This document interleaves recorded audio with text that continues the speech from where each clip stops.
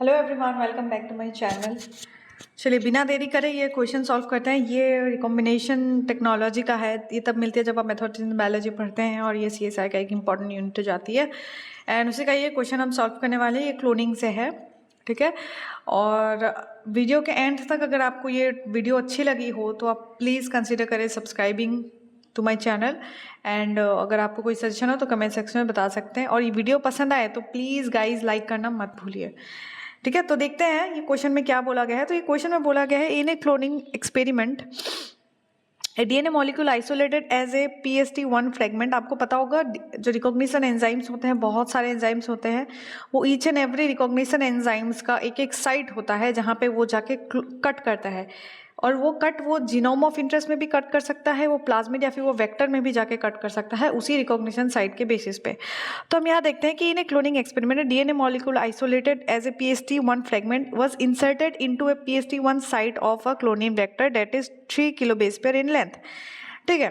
तो कोई यहाँ तक हमने क्या बोला गया, यहाँ हमें बोला गया है कि एक क्लोनिंग एक्सपेरिमेंट हुई। उस क्लोनिंग एक्सपेरिमेंट में हमें ये बोला गया कि एक डीएनए मॉलिक्यूल है, सपोज ये कोई डीएनए है। सो इस डीएनए में से ये वाला जो डीएनए पार्ट है ये हमारा जीनोम ऑफ इंटरेस्ट है, तो ये PST1 से कट किया गया था, ठीक है। और ये हमारा एक फ्रेगमेंट, इसे उठा के क्या किया गया, इसको क्लोन किया गया एक दूसरे क्लोनिंग वेक्टर पे जिसका साइज क्या है 3 किलो बेस पेयर, जिसका साइज है 3 किलो बेस पेयर। और ये भी यहाँ पे भी जो क्लोनिंग वेक्टर है इस पे भी PST जो 1 है इसी के साइड पे जाके हमारा इसको इंसर्ट किया गया था इसको, ठीक है। अब इसको इंसर्ट करने पे हमें ये पता चलता है कि ये जब इंसर्ट होता है ना, ठीक है, ये इंसर्ट होने पे इसकी जो साइज है, पहले तो 3 किलो बेस पेयर तो थी ही, इसकी जो साइड है वो थोड़ा सा बढ़ जाएगा क्योंकि ये वाला जो साइड यहाँ पे आके इंसर्ट हो जाएगी। यहाँ पे ये मैंने 2 साइड बना दिया है PST1 का। अगर यहाँ पे PST1 अगर साइड है तो ये अगर यहाँ पे कट करता है PST1 तो ये वेक्टर क्या होता है, ये ऐसे खुल जाएगा, थोड़ा सा खुल जाएगा।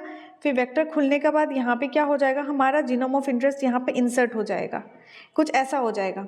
तो ऐसा होने पे क्या हो जाता है कि तो वेक्टर का जो लेंथ था, वेक्टर का जो ये ग्रीन कलर का जो 3 किलो बेस पेयर का तो था, ये तो था ही, प्लस जो ये हमारा जो फ्रेगमेंट यहाँ पे जीनोम ऑफ इंटरेस्ट जो इंसर्ट हुआ था उसका भी अपना कुछ लेंथ होता है। तो एज ए होल ये जो वेक्टर है इसकी साइज बढ़ जाएगी, ठीक है। तो ये हमारा क्वेश्चन में यहाँ तक हमने समझा। फिर उसके बाद बोला गया है, digestion of the confirmed clones with PST1 resulted in the appearance of a single band corresponding to 3 kilo base pair in agarose gel, ठीक है। तो यहाँ पे हमने देखा कि यहाँ मैं फ्रेश डायग्राम से बताती हूँ। ये 3 किलो बेस पेयर्स का था जो वेक्टर था, यहाँ पे हमारा एक प्लाज्मिड इंसर्ट हुआ, जीनोम ऑफ इंटरेस्ट इंसर्ट हुआ जिसका कुछ लेंथ है जो हमें पता नहीं है, इसका लेंथ हमें क्वेश्चन मार्क है। तो जब इस चीज़ को आपको पता होगा, जब आपने क्लोनिंग पढ़ा होगा, तो हम ऐसे करने के बाद जब हम डाइजेशन करते हैं ना, कट करते हैं, तो कट करने के बाद हम क्लोन करते हैं तो उधर हमें क्या मिलती है, जब हम एगारोस जेल इलेक्ट्रोफोरेसिस करते हैं ना, तो इधर हमें कुछ बैंड्स मिलते हैं। उसी बैंड्स के बेसिस पे हम बताते हैं कि जो कट करने के बाद क्या होगा, कितने फ्रेगमेंट्स रह गए हैं, कितने फ्रेगमेंट्स बने हैं, कितने कहाँ कट हुई है, कितने साइड्स बने हैं, इसी के बेसिस पे हम करते हैं। तो यहाँ बोला गया है कि जब ऑब्जर्व किया गया, ठीक है, जब इस चीज़ को, यही जो क्लोनिंग वेक्टर को जब इसको ऑब्जर्व किया गया, जब इसको एगारोस जेल इलेक्ट्रोफोरेसिस से रन किया गया आफ्टर डाइजेशन, ठीक है, डाइजेशन करने के बाद,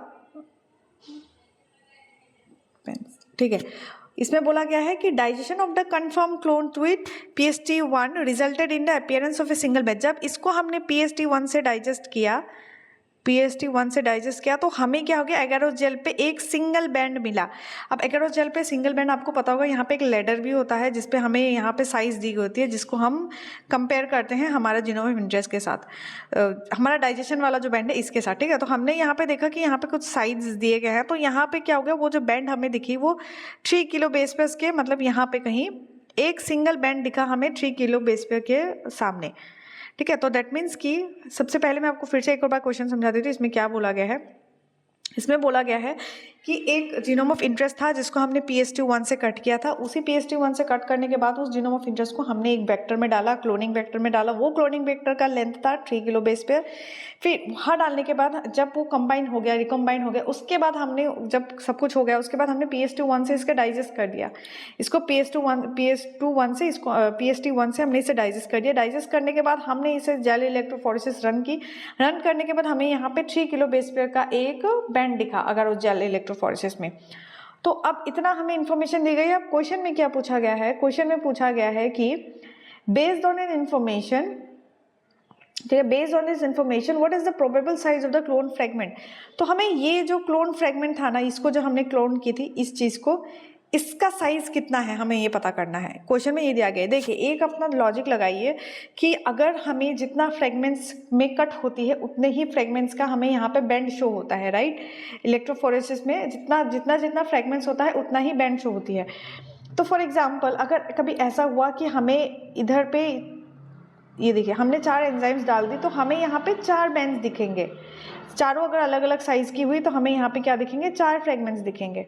लेकिन अगर चारों सेम साइज की हुई तो हमें सिर्फ एक सिंगल बैंड दिखेगी, और वो भी सपोज इसका साइज 4 है, चारों अगर इक्वल साइज में है तो 4 है, तो हमें 4 एक सिंगल बैंड में ही दिखेगा। डेट इज 4 किलो बेस के अंदर एक डेंस सा सिंगल बैंड हमें दिखेगी। अगर यहाँ पे साइज अलग होता है इनका कट करने के बाद अगर ये लोग अलग अलग फ्रेगमेंट में बनते 1 2 3 4 होते तो 1 2 3 4 किलो बेस पर के साइज पे हमें अलग अलग बैंड्स मिलते, 4 बैंड्स मिलते। लेकिन ऐसा नहीं है, यहाँ सिंगल साइज वाला है इसलिए हमें यहाँ सिंगल बैंड मिली है। तो ये तो मैंने आपको थोड़ा सा बेसिक बता दिया। अब इसमें ये बोला गया है कि what is the probable size of the clone fragment. तो आपको ये ध्यान देनी है 3 किलो बेस पेयर को तो हमारा ऑलरेडी था, हमारा जो क्लोनिंग जो वेक्टर था वो 3 किलो बेस पेयर का था। ये तो चलो एगारो जेल में हमें दिख गया, ये 3 किलो बेस पेयर के सामने इसका बैंड दिख गया। लेकिन इसको जब हमने कट करके अब हमने इसमें जीनोम ऑफ इंटरेस्ट भी तो डाला था। अब हमें ये पता करना है कि जीनोम ऑफ इंटरेस्ट डालने के बाद तो इसकी साइज तो बड़ी हो जानी चाहिए थी, नहीं हुई। लेकिन यहाँ पे बैंड तो हमें सिर्फ 3 किलो बेस पेयर की ही दिखी। सो डेट मीन्स कि आफ्टर जब हमने क्लोनिंग के बाद जब हमने इसको PST1 से जब इसको डाइजेस्ट किया था, PST1 से जब हमने इसको डाइजेस्ट किया तो यहाँ पे भी कट हुई थी, यहाँ पे भी कट हुई थी। PST1 से जब हमने डाट काट कटी तो दोनों जगह कट होने के वजह से क्या हो गया, हमारे यहाँ पे सिंगल बैंड मिली। और क्योंकि हमारा जो क्लोन फ्रेगमेंट था इसका साइज था 3 किलो बेस पेयर।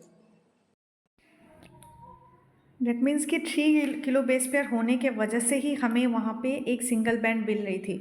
अगर जीनोम ऑफ इंटरेस्ट का साइज अगर कोई दूसरा होता, अगर जीनोम ऑफ साइंस का फॉर एग्जांपल अगर 1.5 होता तो हमें यहाँ पे एक और बैंड मिलती, 2 बैंड मिलती, डेट इज़ 1.5 का। सिंस दोनों का साइज सेम था इसीलिए हमें 3 KB मिला है। ठीक है, 3 KB, इससे हमें कंफ्यूज नहीं होना है क्योंकि 3 KB तो वेक्टर का साइज भी 3 KB ही था। अब बैंड भी अगर 3 KB का ही मिल रहा है तो कुछ तो ऐसा हुआ होगा कि दोनों ओवरलैप किए होंगे, तो इसीलिए यहाँ पे हमने 3 KB मिला है, जो कि जीनोम ऑफ इंटरेस्ट का भी 3 KB है और वेक्टर का भी 3 KB है। ठीक है, तो इस हिसाब से अगर हम आंसर देखें तो ऑप्शन सी हमारा सही हो जाता है।